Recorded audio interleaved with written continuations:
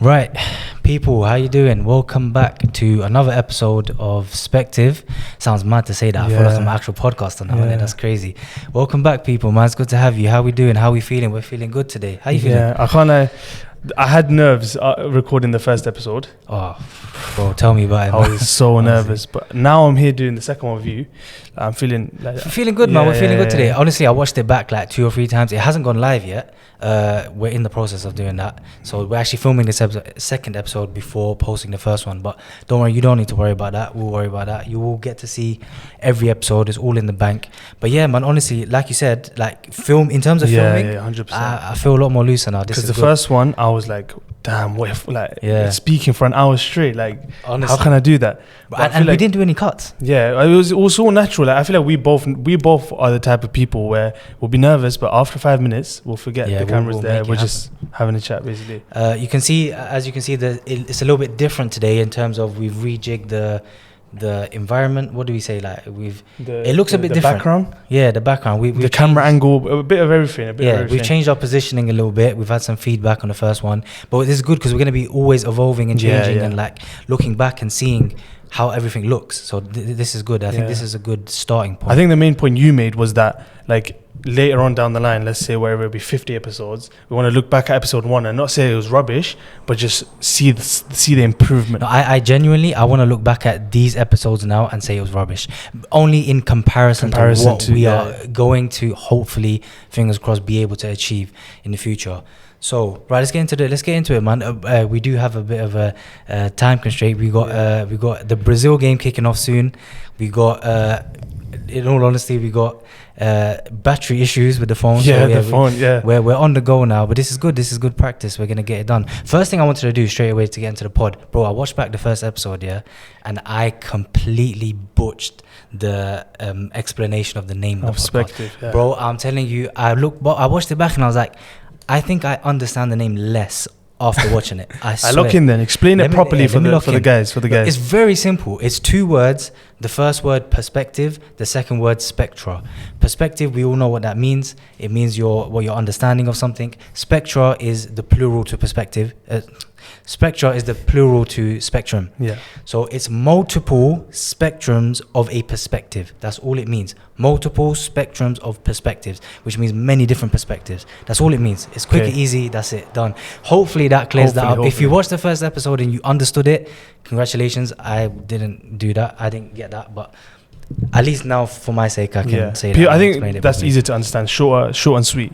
Yeah, and obviously today I got my laptop in front of me as well. I feel good because we obviously rejigged some stuff. I feel so much better having the laptop in front of me. 100%. I feel like last episode you could see me doing one of these ones, looking around and that. I was thinking, nah, I got my stuff in front of me today.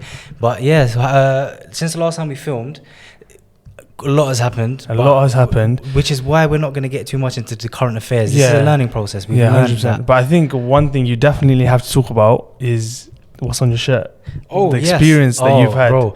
Obviously, you can see that I'm a WWE guy. I like WWE. You can see on the shows. We're going to get into that actually in this episode. But bro, I went to a live Monday Night Raw episode filming for the first time I've been live WWE. What was it, the O2, right? O2 Arena. First time in 20 years. This is the second time I've ever been to a live wrestling show. The first time was a house show. Yeah. This was a televised Netflix event. And by the way, I don't know if I told you this, I watched it back on Netflix. You can see my face a little bit. You're on Netflix? I'm on Netflix, bro. I'm officially You're on Netflix. You're basically famous. I'm on Netflix, bro. I can say I saw I'm on Netflix and I'm not lying. So I was going to say, can say wallahi about that. So wallahi, I'm on Netflix, bro. Is it like, you know what it is with this? I say this about football games where when I go to watch something in real life, I know less of what's going on. Like, it's harder to in terms of like what's happening because of the commentary. Because obviously when you're watching on TV, it's a perfect angles, perfect everything. Yes. When you're sat in one seat on one specific angle, I feel like it's harder to understand what's going on. So when I go to football games, I feel like the absence of commentary is a lot less. Like when you go to a wrestling event, you feel the absence of the commentary. Oh, really? You really feel it because you're like, you don't know when the next thing is about to happen. They just kind of show it on the screen. And when wrestlers are doing their moves, bro, we underestimate the value of these commentators, bro. They give you so much context. Like we're just watching the fight. Because these WWE commentators are like fully invested, like they're going off. One thing I wanted to ask you though is like, can you tell is fake more in real life? You know what? I was actually talking to your brother about this before we went into filming, bro. 2 things I noticed going live into the event. Yeah, when you watch it live, it seems so much harder to do, and it seems so much more painful. Really? Bro, I'm telling you, like when you watch on TV, you see a guy from the top rope and he flies and he hits the other guy. You see that on TV, you think, oh, that's calm. Something like that. It's light, bro. It's a little top rope move. I see it every match. When you watch that live, the first thing I noticed that I didn't know is the bass when they hit the mat. You feel it in your chest, bro.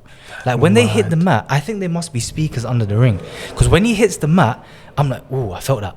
Like, it's wooden, right? Yeah, bro. It ain't no mattress. It ain't no mattress, bro. It's like a wooden, like actual material, like a hard surface. Logan Paul actually spoke about that. He said, he's like, when's the mattress coming in? He said, no, this is it, bro. It's this. I feel like that's one thing about WWE is like, cool, it's scripted. Yeah. But like that doesn't mean there's no pain involved. Bro, this is the thing. Wrestling is not fake, it's scripted. Just like you said, it's not fake, it's scripted. So they know the outcome of the fight, but what they also know is that when they climb the top of the ladder and they fall onto a table, that's gonna hurt them. That's not fake. Yeah. You can't fake being hurt. There's been bad injuries in WWE, I'm presuming, right? One recent one, there's a guy called JD McDonough, does a backflip out on the apron of the rope, backflip, and he lands on his back, like this part of his back, on the commentary desk. He broke his ribs, broke multiple bones in his ribs. He carried on that fight. There was an extra 10 minutes of that fight, and he carried on. Pure adrenaline. That is mad. And he showed the X-rays after, on socials, that his ribs were broken, completely broken, and he carried on the match 10 minutes. That's one thing. I don't religiously watch WWE, right? But when people say, oh, it's just fake anyway, that's one thing I will always say, like, cool. Is what's going to happen is already known, but bro, they are feeling pain. They're doing some real stunts. But wrestling is the perfect combination of acting, theater, stunts, entertainment, all of it. A wrestler has to be an actor, he has to be a performer, he has to basically be an actor who does his own stunts, and he has to entertain. And he has to be able to go out and be likable.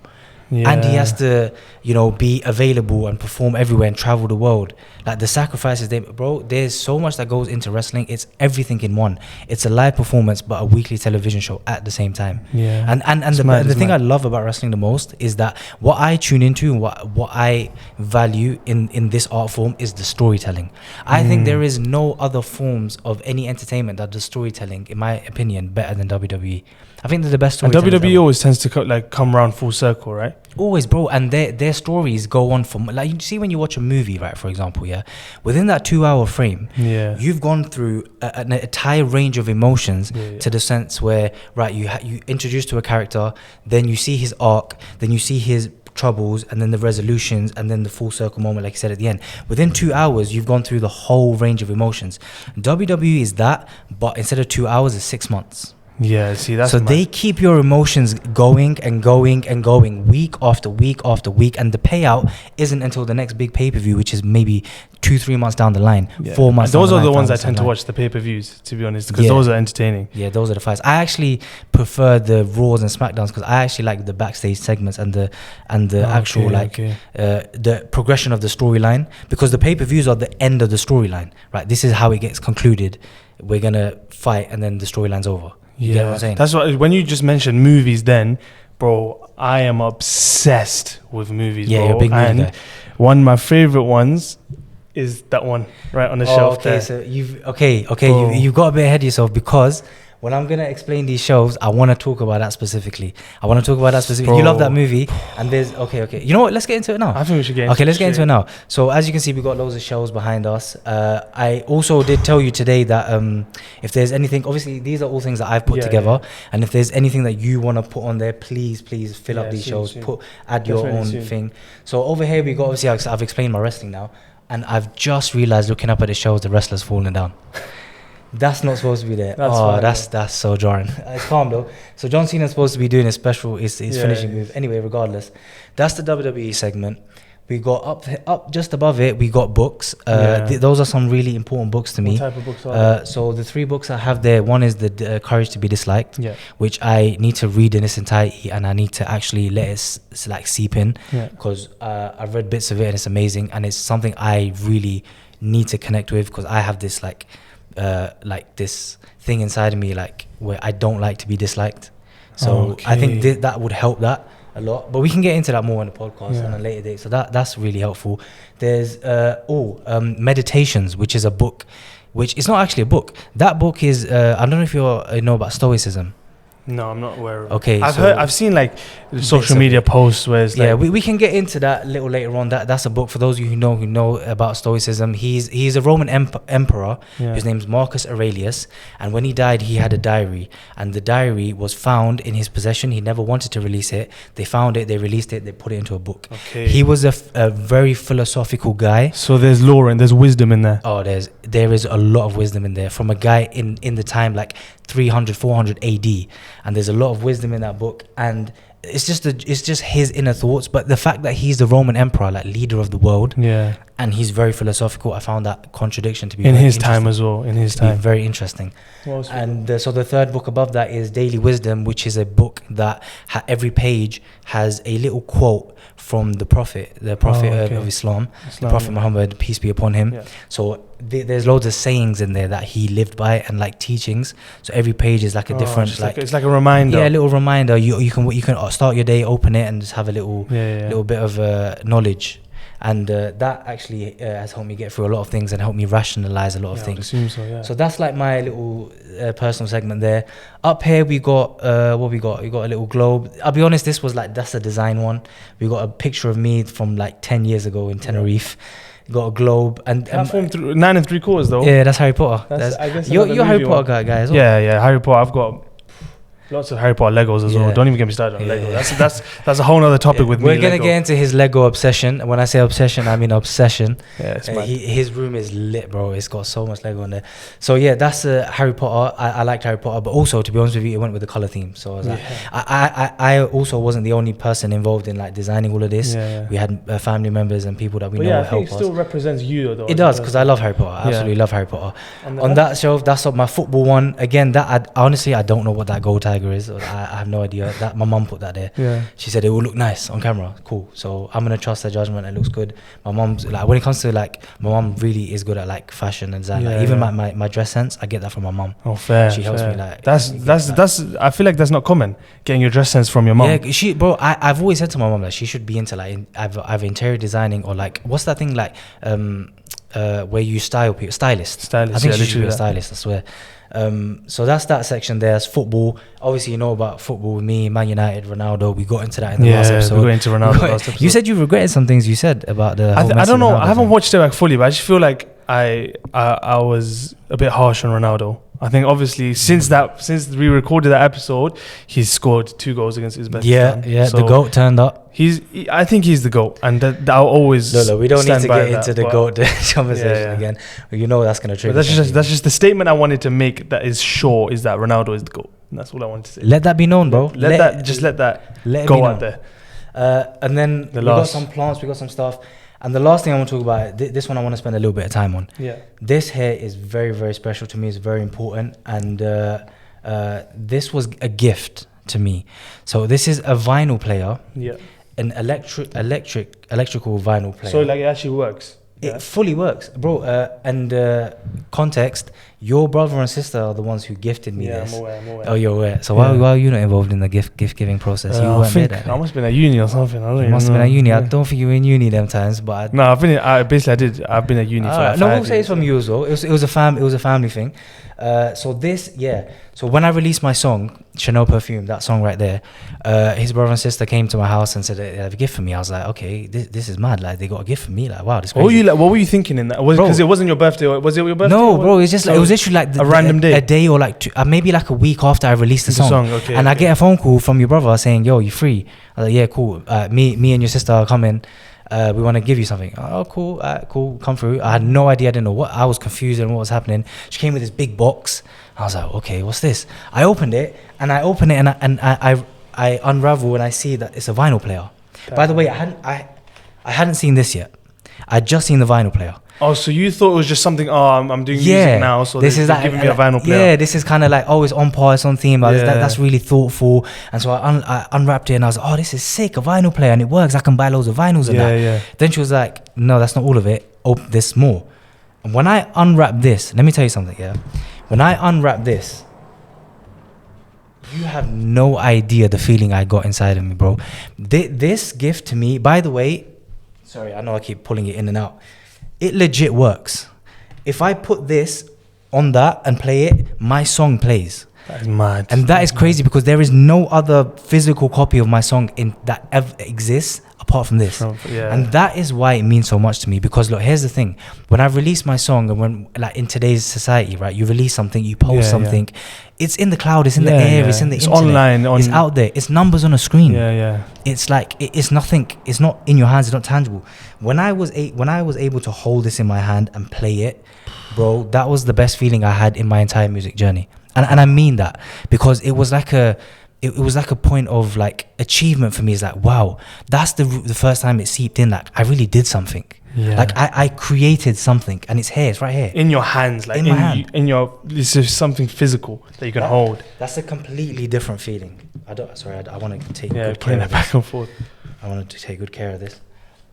Yeah, so that for me is such a special gift, and I had it in my house, and I was really trying to find a place to put it. I tried putting it downstairs in my room. It wasn't fitting anywhere, and I think it's because it was meant to be here. Yeah, I think that's why it's down here next to us. It's the money shot. That's the money shot. Oh, by the way, I did see the thing back. There might be a slight glare on that today. Lighting issues. We're recording at night today.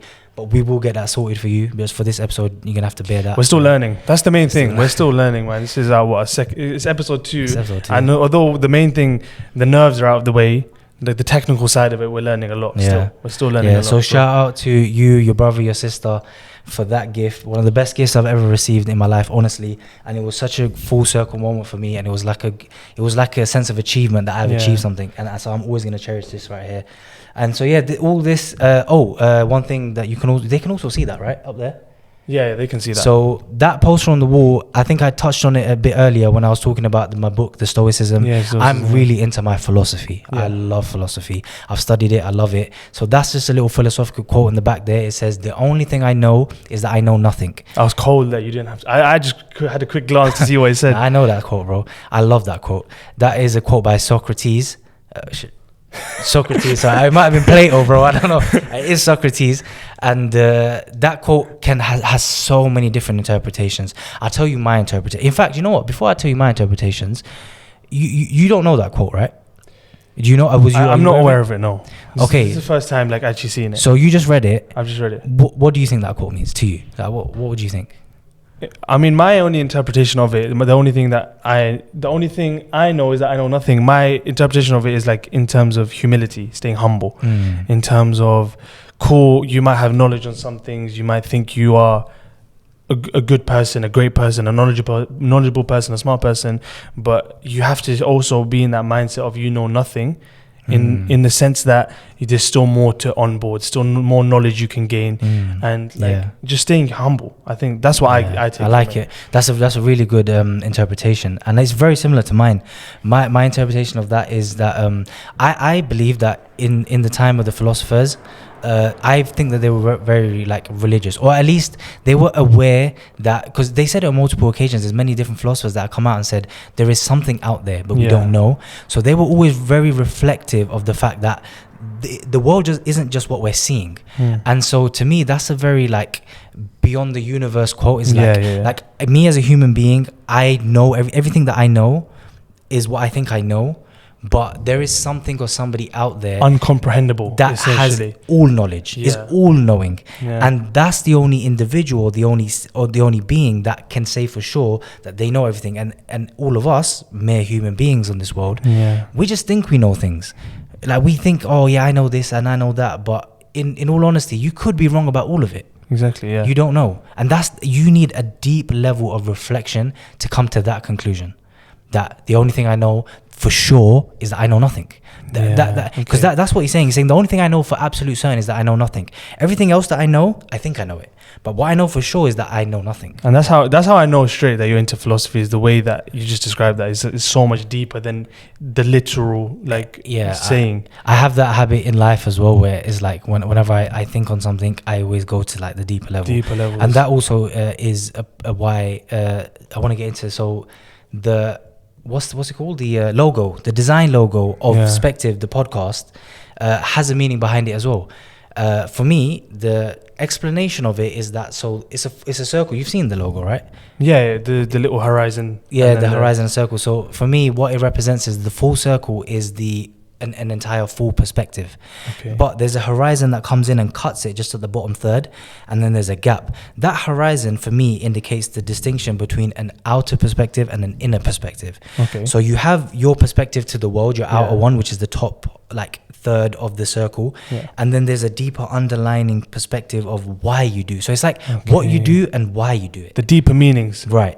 And the horizon comes in to cut that. And then if you notice in the logo, there's a little gap between the horizon and the upper part of the circle, and that gap is very intentional, because to me that represents the gap in understanding as to what our outward and inward perspectives are.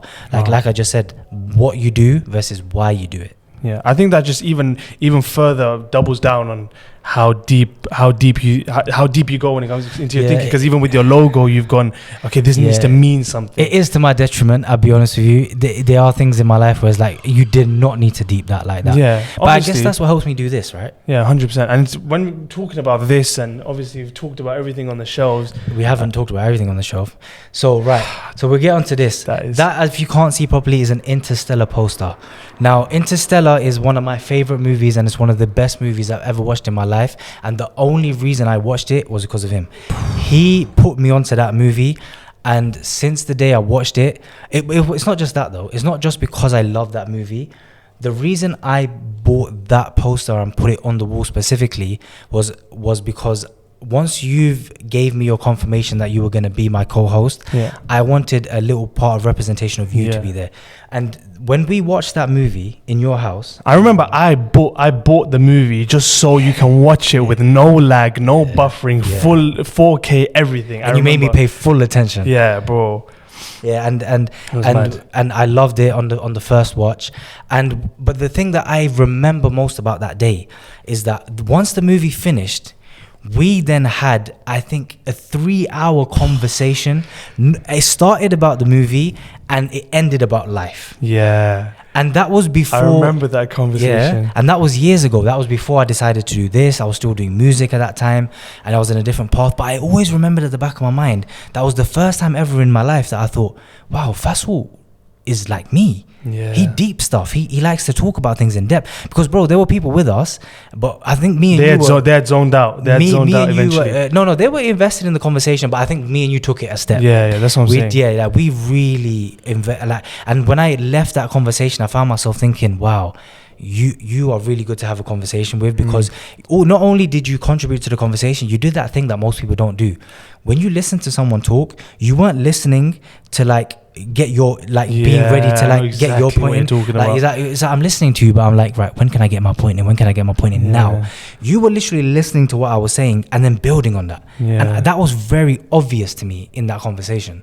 And I don't know, it's something that you might practice. I don't know, something that you naturally have. But I remember that when it came to choosing a co-host for a podcast, remember in the last episode, I said round 1, first draft pick was you. It was because of that conversation we had after watching that movie. I didn't know that. That's what I'm finding this out now, by the way, guys. By the way, I withheld that information from him so that I could tell him on podcast that is why that's there center stage, is because I knew that he was going to be my co-host the day after watching that movie because of him, and I hadn't even decided I was going to do a podcast yet. You know how crazy that is. I just knew that, right, we're in line here. I want to have more conversations with you. And so that's basically your representation on the podcast of how this came about. Another, I think we should now, I'm going to pick on something you just said there, because I think we should start to talk about not the main, but a big part of this episode, which is, you say when you were deciding to do podcasting, and then I'm going to go back even further when you said deciding to do music. Oh yeah. Is the is, I would say, taboo subject in South, because we're South Asian, we're Pakistani. Oh, okay. If you're talking about South Asian culture, then it's definitely a taboo My subject. question to you is, Okay, lay it on me. how did you go about telling your South Asian parents, Oh, okay. look, mom, dad, I want to do music. Mom, dad, I want to do podcasting. Oh, Because okay. the reason I ask you this question is, it's I'd say again, a taboo subject within the South Asian community. Is you're expected to go to school, go to university, get your degree, get a job, get married, live your life. If you mention it, these types of things, I'd say an abnormal career path, you'd get backhanded. Go study. Yeah, there's a sense of conformity. There's a sense of perception. What's it like? What people will think. Yeah, I don't know. There's that. What will people say? That's massive. It's a thing in Asian culture. What do they say? Loki kenge. Exactly that. I'm not gonna repeat after him because my Urdu is nor is mine. horrific. By the way, people who know me, they're gonna be shocked that I just said that fluently. Yeah, we're a bit coconuts, us too, but it's fine. In terms of tongue, yeah, speaking. in terms of culture, we're there. Yeah, we're there. We're active, bro. We're on it. We're pulling up to the Mendi. We're getting active. 100%. But yeah, in terms of speaking Urdu, we do need practice. To be honest with you, the reason my Urdu when I was younger, I was really good at speaking Urdu. Yeah. When my granddad passed away in 2013, I think. Yeah, 2013. I had a lot less practice because he lived with us, and he only understood Urdu. That my practice went down quite a bit, and because my grandparents on my mom's side, they speak. I can speak English with them. Yeah, it's the same because my mom spoke English with me. I had no need to learn it. Yeah, essentially. and so but obviously I understand it. I understand it all because I've always been spoken it. Yeah, 100. But it's just like it's one of them ones my nanny and this, that, and the other. But yeah, it's one of them ones where you can fully understand everything, you just can't respond. Yeah. Do you know the worst part is I can form the sentence in my head as well. I just can't say it. My problem is tenses, like past tense, present tense, and like even the loki genge, like I said, is like sometimes I think, is it genge? Is it the other one? Is like what's the end of the word? I don't even know. Yeah, but so anyways, the question again, right? Like, how did you go about again telling your South Asian parents your career choice? This is how it happened, right? You're gonna make me trace my memory back. This is how it happened, right? I told you I was in a very interesting phase in my life at that point when I transitioned from university into doing music, right? I didn't tell my parents that I'm going into music. Right? I didn't tell my mom, didn't tell my dad, which is interesting because I usually tell them everything, but I didn't tell them. And I just what I did was I started it out. I started writing, then I started rapping. Then I went to my friends and I was like, "Yo, I think I want to start rapping." And they're like, "What? What do you mean rapping?" I was like, "Bro, just hear me out." And I put the beat on and I start rapping. They're like, "Whoa, that's all right still." And I'm like, "Cool." I'm like, "Okay, so there's something here." So then I went back and then I was like, "What I'm gonna do is I'm not gonna talk to my parents about it," which in hindsight is not the right thing. I'm not gonna talk to my parents about it. I would agree with that. I'm gonna put it on Instagram because that's how I started off. I started off by posting freestyles of me rapping on Instagram, on my Instagram page. And what had happened is that my mom found it pretty quickly because obviously she follows me on Instagram, and I might have had a conversation with her just before posting it. Just like, listen, I'm gonna post this, whatever. Didn't tell my dad, and we're gonna get into why. By the way, we're gonna get into the why I didn't do that. But in terms of just the story, I was just sitting around. It's probably like 3 weeks now. Yeah. Since I've posted the freestyle of me rapping, but the content in which I was rapping, it was quite. Look, I put it out there because it's already been out there now. It was quite depressive in nature. Yeah. Okay. Because it was. I think I remember the initial one. It was like you in a hoodie or something. Something like that. Yeah, I think so. Honestly, I can't remember. Very down lyrics. I remember them. I remember it was called "The Morning Sun." Yeah. And I was in my room. Maybe you're talking about the one in the car. Maybe. I'm not sure. Sorry, is that your water bottle, by the way? Can I ask guys some of that? Yeah, you can. My throat is going crazy. It's boiling in here, isn't it? It is absolutely baking in here. Sorry. You're entertainment for a sec. Well, let's go. To be honest, how do I entertain you guys? Should I just gritty on camera? This has to get cut. You cannot walk me grittying on YouTube. That's going live. I'm not cutting any of it. I'll be honest. Alright, cool. So it's been a couple of weeks. I posted it. My dad comes up to me now and he goes, "Can I have a chat with you? Can I have a word?" Okay. Yeah. I saw your video. Okay. And he goes to me straight. My heart dropped. It sank. Yeah. I was like, "What?" I was like, "Okay, this is the conversation I was delaying. We're having it now." Yeah. Cool.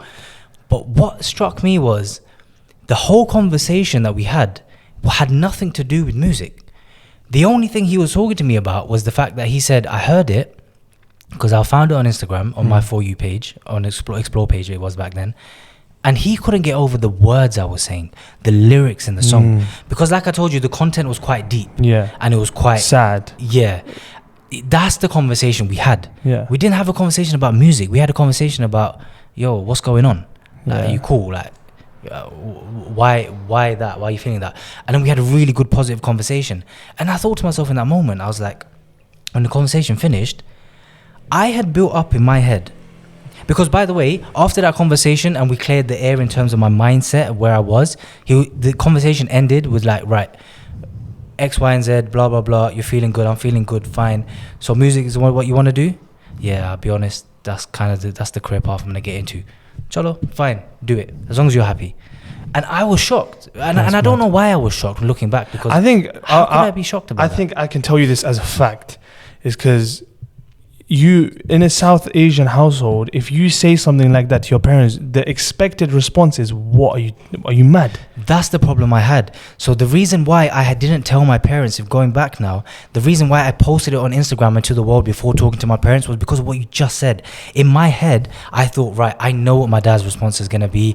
I know he might think, what are you doing? Like, go down you're in university, you're studying economics, blah, blah, blah, blah. I'm thinking like, right, I need to go down the business route because he has a business and all of this. So in my mind, the perception of his answer was so much different to the answer I got in real life. And I want to make this clear on camera for anyone who can relate to the story I just told. Please, please, please do yourself a favor.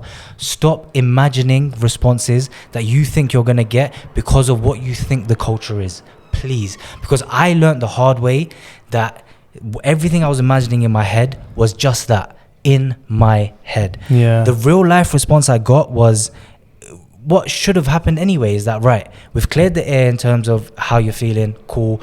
Now you want to do this in your career path. As long as you're happy, go ahead and do it. Yeah. You know how 100%.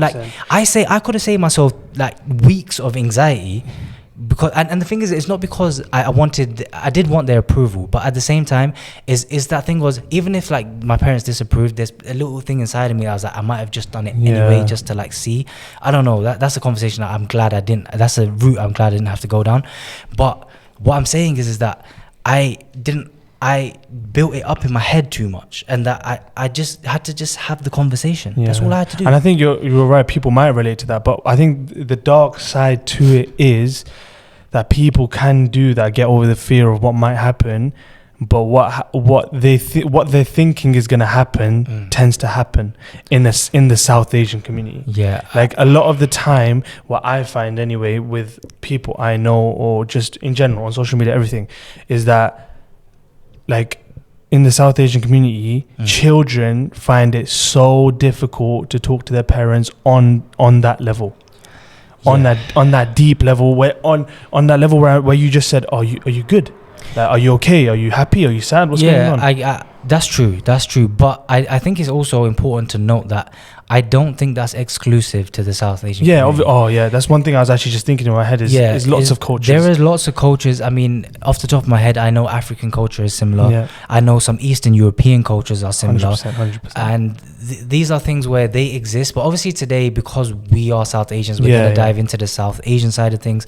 We're not saying that this is the only culture in the world that does this, but we're talking about our experiences, right? Things that, not necessarily that we've gone through, because I'll be honest, I understand now in my older years the privilege I have in that I'm very lucky that, because you just mentioned there that people can't. A lot of people can't. I had the privilege of having parents that understood and was like, it's fine. Like, as long as you their main goal from the get-go was, if you're happy, do it. 100%. Don't regret anything at the end of your life. That's my dad's big thing, and my mom's big thing is that when everything is said and done, make sure you don't look back and was like, I wasted those years.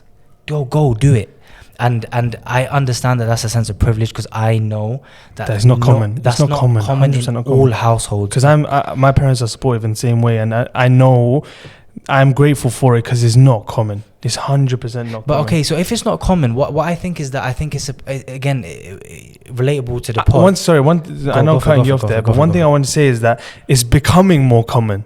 with our new generation is becoming more common because there's In the people sense like what, us. There's people like us that are becoming our parents in terms of just age. Sorry, what do you mean by becoming more common? Like, what's becoming more common? And the acceptance, like okay. lenient, not leniency, but do what makes you happy. Right, do what makes you happy is becoming more common in the sense that our generation now. I know you're a generation above me, but like the youth. The youth of 10 years ago is not so much the youth now, but we're becoming parents and uncles and aunties. But where I say is becoming more common because I think we've learned. Obviously, again, one big thing is that from back in the day, I say back in the day, but it's obviously our parents' first time, everyone else's parents' first time living life, obviously as well. Their upbringing was a lot different to ours. It's a very powerful perspective you just said. Don't let that go. Because say that again for the viewers. This is like everyone lives life for the first time and their only time, right? So cool, your parents might not be the way you want them to be, but you have to look at the bigger picture in terms of they've lived a life before you. They've lived a childhood you can't even imagine. It's so, not in terms of always unimaginable. Like a lot of South Asians that came to this country essentially have lived a difficult life. Some have lived a fine life, but it's different. It's so different. The mindset that was instilled to them from their parents is the ones that they're trying to instill. And like what you just said, is their first time living life too. Yeah. That's so powerful. Sometimes we forget that. It's like, it's our first time living life, but it's also theirs. 100%. This is the only time they're going to get to live their life. So they're obviously still figuring, every year that goes on for them is a new experience for them too. But my take on this is that when it comes to the gap in understanding between the generation before and the generation now, I think it's very important that you understand that the times that we live in and they live in shaped who they are. Yeah, when 100%. I say that, right, what I mean is that how can you expect, right, a 50, 60, 70-year-old person who grew up in the 60s, 70s and 80s as a teenager, so that means they were teens in the 90s, in the 80s, right? How, given the life that existed then, how do you expect them to understand somebody like us who was 13 years old, 12 years old, 11 years old, and was like, right, by the way, here's an invention, it's called the internet. Anything you ever, any curiosity you have in your head, any subject you want knowledge on, any answers, you stopped asking your parents for stuff because you had Google now. Yeah. So now that relationship gets skewed, and because you now have access to anything in your mind that as a developing mind, this is important. A developing mind now has access in our generation to the entire world. Yeah. So of course our brains have developed differently to a generation 100%. where everything they knew of is within walking, traveling or flying distance. That's what they knew, all the stories that they've been told. They didn't have a life there where everything was accessible at the palm of, like in their palm, like we did. And that obviously skewed our mindsets negatively, and I think it hindered our relationship with our parents. 100%. And I think that too many young people today blame their parents for that, but what they don't understand is you can't expect your parents to understand you if they did not live a life similar to you.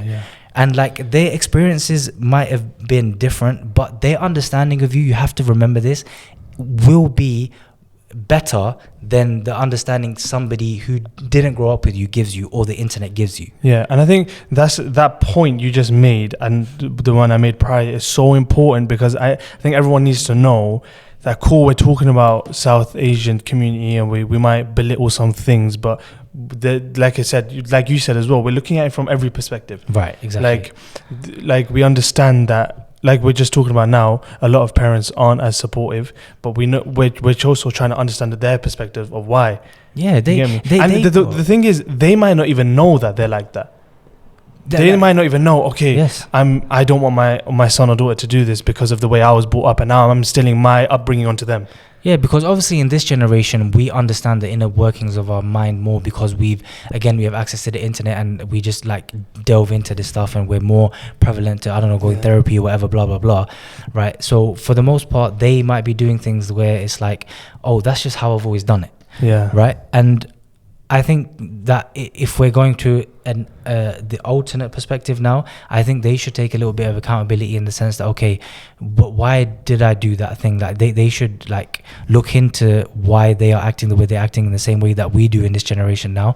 But for the most part, for them, for a certain age group of parents, life was about survival. Yeah, let's be honest. 100%. Life was survival. We now have the privilege to sit here. The fact that we get to choose what we want to do is an absolute privilege. 100%. A privilege that they didn't get. 100%. So of course that gap in understanding, when you connect it with the fact that we have developing minds through the internet, that like we're not going to seeking their advice, we're seeking the computer's advice, and we have the ability to choose what we want to do. All these factors come into, like, of course that gap is going to widen. But what we need to remember is that it's not just them coming down to our level. We need to go up to theirs too. Yes. We need to meet somewhere in the middle and understand that, listen, perspective is about understanding where you come from and what you've grown up with and how your life is and what shapes your mind and subsequently makes you do the things that you do, why you do the things that you do. Because if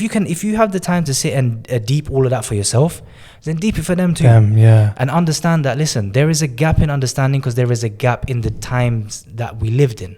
But one thing that my dad has always said to me is, when I was young and I would always think that I knew what was going on and I knew what I was doing, he'd always say to me, he goes, you know, I have more life experience than you, right? And he'd say, and at the time I would sit there and be like, in all honesty, I'd sit there and be like, all right, cool, I get that, but look, I know about this thing that you don't know about, so let me just go off and do it, blah, blah, blah, blah. But he's true, he's right. Just to like literally double down what you just said, right?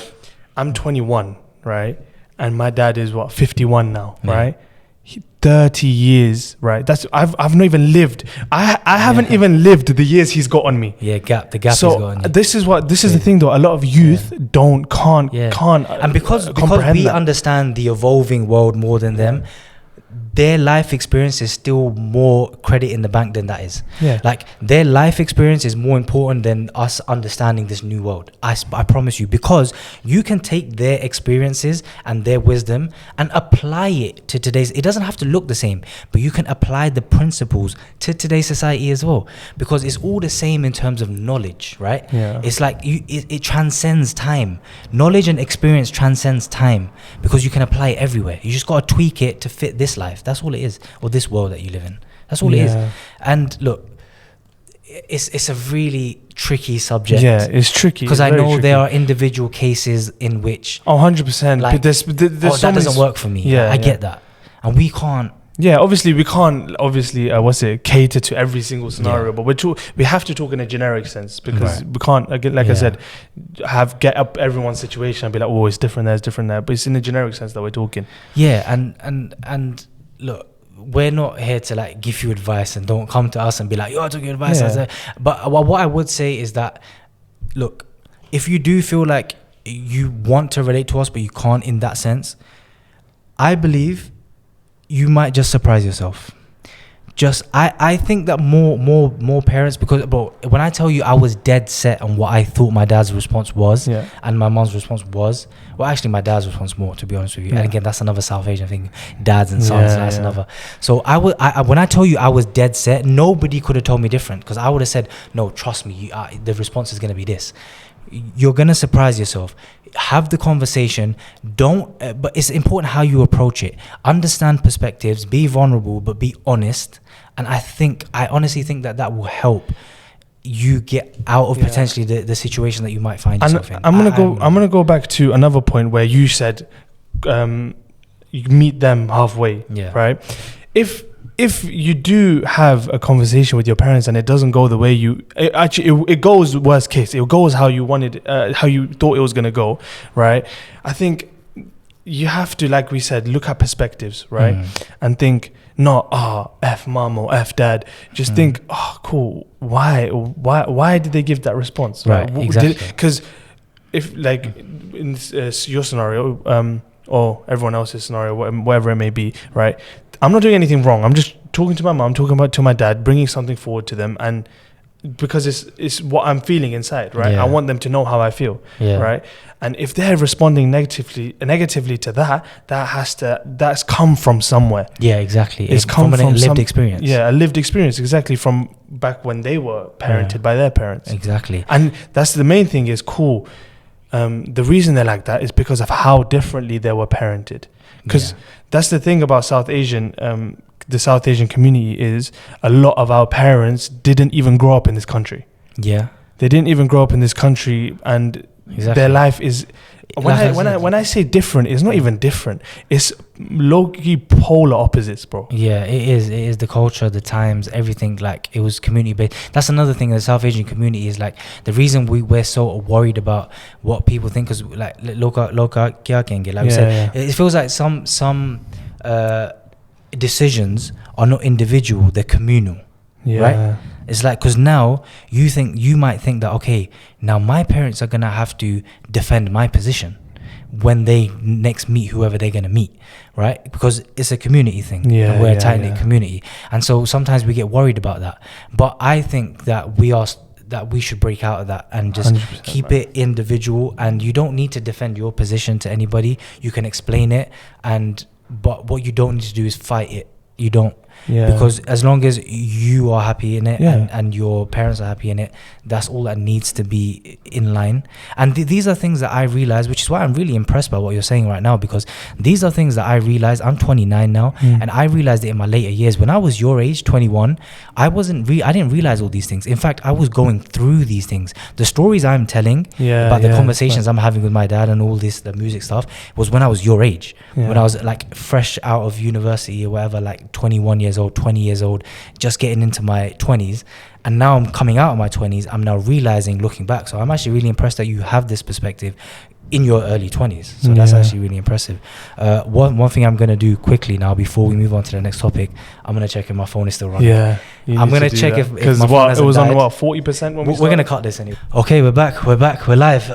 It's too hot in here, man. It's hot. And we wrapped up that segment. We're going to move on. Actually, what's that you got in your hand? This is a drink. Are you thirsty, are you? It's the next topic, isn't it? Is it too hot? Do you need a hydration break? Is that what that is? Yeah, hydration break in the podcast. Are you telling me you needed a hydration? Are you sure you needed a hydration break? Are we going to get into hydration breaks? Are we running ads? Don't even get me started, bro. I'll actually start shouting on the podcast. I will start shouting on the podcast right now. But you can't. You know why? Because it's hydration break and there's ads. We're running ads right now. Yeah, they didn't even know what we're talking about. We're running ads right now. That's what we're doing. My days. Listen. We got to get into this topic. Look, we're not going to get into the World Cup. We're not going to get to... We spoke a lot about the World Cup last game, but we have to talk about hydration breaks. I'll be so honest. If we talk about this for longer than 5 minutes, wallahi, I'll get mad. Wallahi, I'll get mad. Bro. You know what? I prepared a little sign. Right, it's right here. Hydration breaks. This is my thoughts on hydration breaks, right?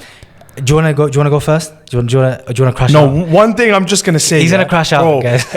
My brethren who are watching this, my family who's watching this, anyone who's watching this, every single time there's a hydration break, I say, what the hell is this? Honestly. What am I watching? Why is it that we're in AC cooled stadiums, there's 18 to 20 degrees, and you need footballers, trained athletes, right? A lot of them are foreigners who have played in heat their whole youth, honestly. Right? Okay, cool. Yeah, you're gonna have they've split the game into quarters. Bro, don't even get me started on the quarter stuff, because you know. Okay, so here's the thing. I've been working on a theory. Okay. And I first came up with this theory, and my friends know this, maybe 6 years ago. The theory, I'm going to soft launch it now, and the only reason I'm going to talk about it now is because hydration breaks link into it. Yeah. The title, and I'm going to patent this. I'm going to get it patent. I don't know how. I'm going to Google how to patent whatever.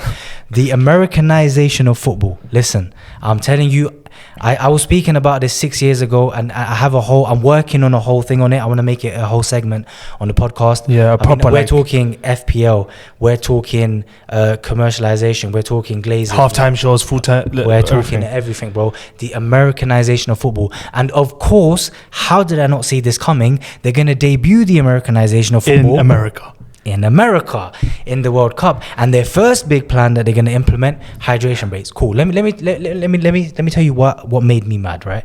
So I'm watching a game the other day. I'm watching Brazil versus Haiti, and it was a late one. And cool, we know about hydration breaks, whatever, blah, blah. Everything that you said, by the way, I agree with.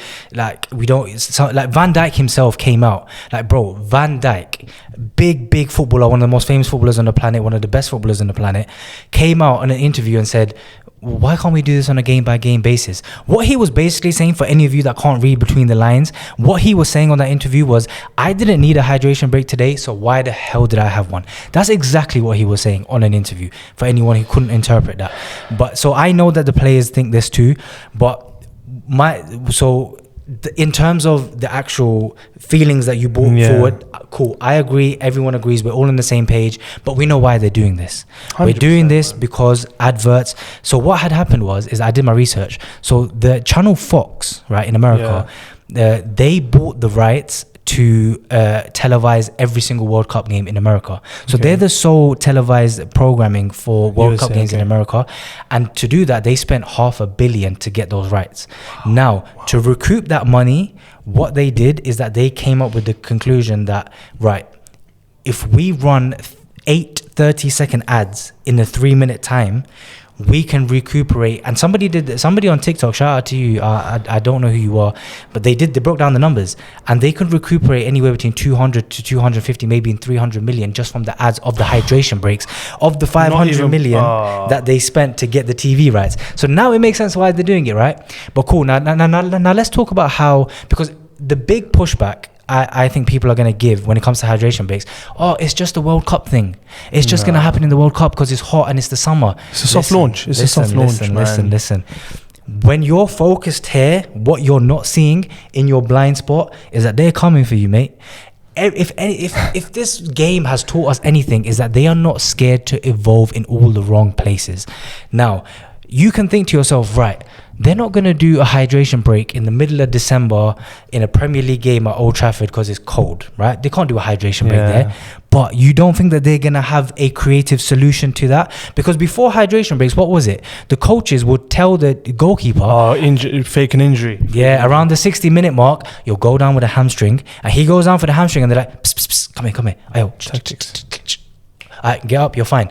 So that was their way around it. Then the hydration breaks come in, now they can just do it openly. They're gonna always find a creative way to get their tactical edge, and this is the point I want to get to. Wait, sorry, this, because you made me realize something. I'm actually about to crash out, bro. Just tell me why on the screen it says hydration break. You got 5 brothers drinking water, you got 16 brothers around the coach, they're doing tactics.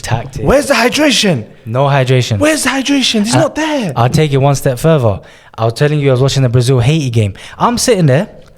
It's like a 3 a.m. game. I'm sitting there watching the Brazil game. Cool. First hydration break kicks in. And then the lady comes on the screen. What's her name? Gemma Hayes. Gemma Hayes comes onto the screen. By the way, some of her tactics are brilliant. She's a tactical genius, by the way. It's mad. So she's on the screen. She's doing her tactics board. But for the first time ever during this Brazil game, they introduced clips of so she's doing the tactics on the board, right? The chalk, the guys moving, but she's also introducing clips of what she's talking about on the board of the highlights of the game that just went. And not just clips, I'm talking match of the day level highlights where they circle the player and they do the arrow and they circle the player and arrow. Mad. Basically what I'm saying is that I was watching match of the day level highlight clips and 25 minutes hadn't even gone on the clock yet. Tell me how am I watching match of the day during the game? So mad. Now in like how many years is it going to be before match of the day is not even a thing anymore? Because now you're going to get match of the day during the game, bro. That's and Gemma Hayes was making a big thing out of the fact that this is the first time we're introducing this system. It's crazy. And look, and it's not just that. So while I'm sitting there, I'm watching her doing match of the day level analysis. And by the way, it starts off with Gemma Hayes. How long is it going to be before that's Wayne Rooney? That's Gary Lineker there. That's who else? The Murphy guy or Jamie Carragher, anyone. Alan Shearer, whatever. Cool. Then it's going to be a big thing. Cool. So now I'm sitting there, I'm watching her tactics, and I'm sitting there, and I'm doing this one. I'm like, hey. And I'm thinking, why am I dancing? Then I'm like, hold on a second, there's a tune in the background. And you know that song? Asakariwa, Asatariwa, Atakaruro, oi, oi, oi. That tune is blasting, and I'm thinking, I'm sitting there, I'm watching the tactics, and I'm going, hey, and then I'm thinking, that's a bit weird that they have a tune playing in the ITV studio while she's doing her tactics. Then I clocked, That song isn't being played in the studio. That song is being blasted in the stadium while they're doing their hydration breaks. Bro, that song I'm talking about is loudspeaker blasted throughout the stadium while they're doing their hydration breaks and their tactics. So that means, and the Brazilian team in that game were on the sidelines drinking their water, listening to Ancelotti, and you know what these Brazilians are on. They were basically standing there fighting the urge to dance like I was in yard. Vinny Jr. is standing there and he's taking a hydration break, but everything inside of him is thinking, right, let me not get into this, because bro, you know what these Brazilians are on, bro. They were feeling that music more than I was at yard, and I was just letting loose. So I can only imagine how much restraint it took for them to not start dancing in the middle of that game, because bro, the hydration was done, the tactics are done, and they got Ancelotti as a coach. It's not like he was sitting there giving them mad tactics, bro. He's not that kind of manager. So they were just standing around fighting the urge to not dance to tunes. Bro, let me say that again. They were standing around fighting the urge not to dance to tunes while the Americans were watching adverts during the game. Yeah, I think that's... Is that not insane? Genuinely, when it comes to a hydration break, I go on my phone, and then genuinely, I'm on my phone and I'm forgetting I'm halfway through the first half of a football game. It's insane.